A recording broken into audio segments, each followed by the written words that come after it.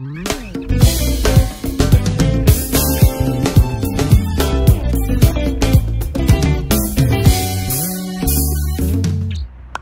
mes amis, bonjour YouTube. Ngaye yo, maman na bino ya makusa. Na makusa lelo, la Germaine azotumba mipanzi. Tozo sala mipanzi na biso fumé. Na mipanzi na biso fumé ya lelo, eloko nini toza nango posa mipanzi. Osokoli mipanzi no kitoko. Bomoni nga na kati ba côté, ba partie oyo nyonso ezalaka pete. Oyo na tiango a part, na tiki kaka mipanzi na ngai comme vous pouvez le voir. Ezaka yango na yango. En plus de ça, na rozala na ba ingrédients na ngai, mais pour l'instant na osala nini? Nazo bong na sina sokoli mais nazo la kisabino eloko moko ba mama. Soki ozotumba mipanzi na yo, to ozolamba mipanzi longola ka membrane oyo. Ozomona, olongoli membrane oyo. Et empêchaka que ba nini ekota na kati. Ba épice na yo ekota na kati. Photo benda katolongola membrane oyo, s'il vous plaît. Voilà, na sisi kolongola membrane wana poso oyo ezaka likolo ya mipanzi na biso. Sikoyo nazoleka na ba épice nanga. Bomoni na tie un peu ebele parce que nazali na mipanzi mibale. Yango wana na mélanger eloko nini. Mutu na mutu azali na eloko na ye amoni akoki ko mélanger mais pona ngai pona ribs nanga mipanzi nanga na saleli lemon pepper poivron noir ba mélanger déjà na citron nazali na bouillon nanga ya poulet pona couleur nazali na garam masala nasalela keloko mingi ezali épice moko mélanger na ba épice ebele et puis nazali na dasida na ngai nasina yebisa bino nazangaka eloko oyo te na cuisine nanga dasida oyo. Très bon, ce qui boluki yango bo sepela. Nazali na ail na ngai déjà mélangé avec du sel. Yango wana sikoyo nazali puis na oignon na ngai, matungulu na ngape déjà yango yo. Nyonso ensemble nazali ko mixer yango. Na boyi ko tia sukali. Po omona batu musu ba tiaka mwa sucre. Mais ngai na lingaka biloko wana te bino boyi biso to meseni na kolia biloko sukali te. Mais na bamboka o toye to koma kolia misuni ba tia sukali. Voilà, na mélanger biloko na ngande bozomona. Nazo tia yango na mipanzi na nga de cette façon.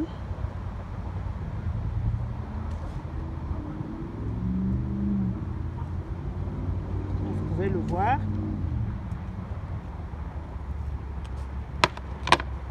So ici, au baki si boye.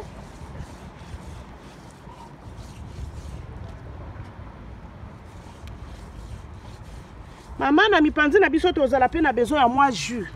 Oko sali la jus d'orange, jus de pomme, oko sali la jus d'ananas.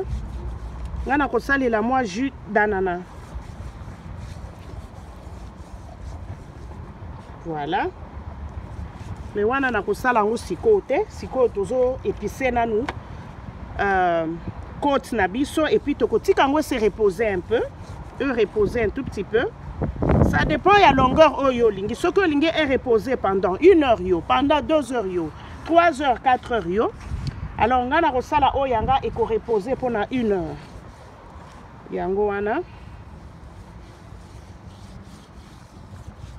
Vraiment nalinga ko sala biloko nanga libanda, nalinga libanda mingi pona linga ka mopepa libanda et sala kanga bien, surtout biloko nanga ko tumba boye. Nalinga ka vraiment ezala libanda. La silisi ko assaisonné mipanzi na ngai sikoyo tozo tika yango evanda pona 1 heure du temps mais maman okoyo ko tika yango plus que ça c'est pas un problème donc tozela efanda muke et puis tozo bongisa moto na biso. Voilà, to silisi ko épicé biloko na biso evandi pendant 1 heure du temps toye sikoyo ko tia yango na moto. Comme vous pouvez le voir tozo fumer hein yango bomoni milingeze ebele. Na tie soki botali bien bozomona mai na kati. Mai wana na tiango matungulu. Mai wana biloko na ngai ezo chauffer, ezo zwa moto. Mai wana pe ezo chauffer. Vapeur wana nde ko sala que biloko na yo fumer malamu. Voilà. Na tie biloko na ngai na mutalaka. Kabalula nanu boye. Après toko finika tokobanda ko vérifier yango malembe tozotia nanu sikoyo durée na biso ya kofumer et kosala 3 heures du temps. Pour l'instant tokangi nanu mais de temps en temps il faut bando vérifier biloko na yo otala quand même ndenge nini ezofumer. Voilà, tofongola totala biloko na biso niveau ekomeli. Wow. Bomoni bino moko. Nameka ko tourner. Komande ezofumer kitoko makasi. Alors, ebandi déjà kofumer bien. Nazotia siko jus na ngai ya anana. Epesa yango lisusu mwa goût. Et puis tokokanga lisusu. Après tokobimisa, tokotia yango na papier aluminium, tozongisi lisusu pendant 30 minutes. On a fongoli yango après 1 heure du temps. Nde bomoni esali boye. Alors,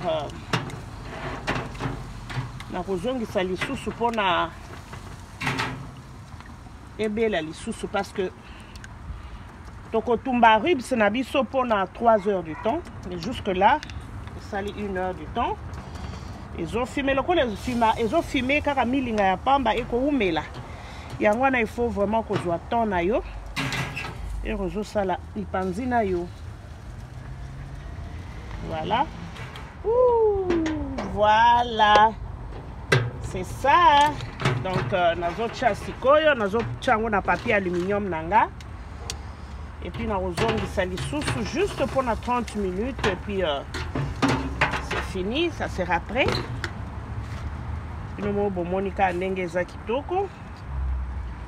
Nazotia yango sikoyo na papier aluminium. D'abord, pakola yango lisusu jus. Et puis, natia na papier aluminium. Et puis tozongisi lisusu pendant 30 minutes. Bomoni bino moko musuni eza vraiment juicy. Bomoni ndenge eza kitoko.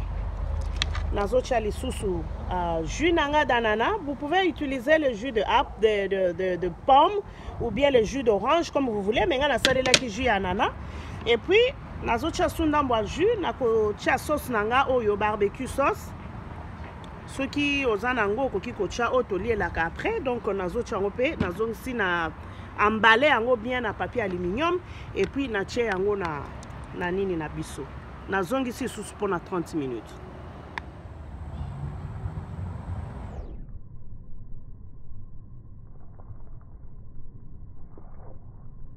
Voilà, na silisi nazotia sikoyo na papier nanga oyo.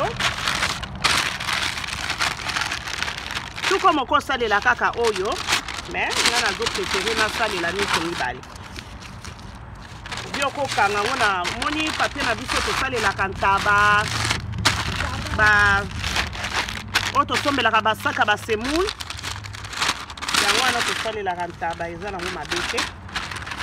Sikonde nazo chaboye, nazo ke ko chango na barbecue. Voilà, siko to yoko zongo tango na moto. Pendant 30 minutes kaka. 30 minutes bandeko nanga donc tokangi totiki 30 minutes bandeko bomoni ndenge beli. C'est ça le problème. Bomoni elengi ya ribs yango yu fumé. Totala na kati eza nanu moto. Oyo nde elengi ya ribs ba mama. Elengi ya mipanzi yango yu fumé. Bomeka ekozala bien. Donc c'est ça. Tozokende siko kolia. Biloko na biso ebeli. Tokolia yango na kwanga. Okoki kolia yango pe na makemba. Botala bino moko mipanzi na biso ndenge ebeli na kati. Tozolia sikoyo vraiment na sepeli ndenge bolandi video na ngai. Bobo sanate ko like, ko commenter pe ko s'abonner massivement. Merci, à la prochaine.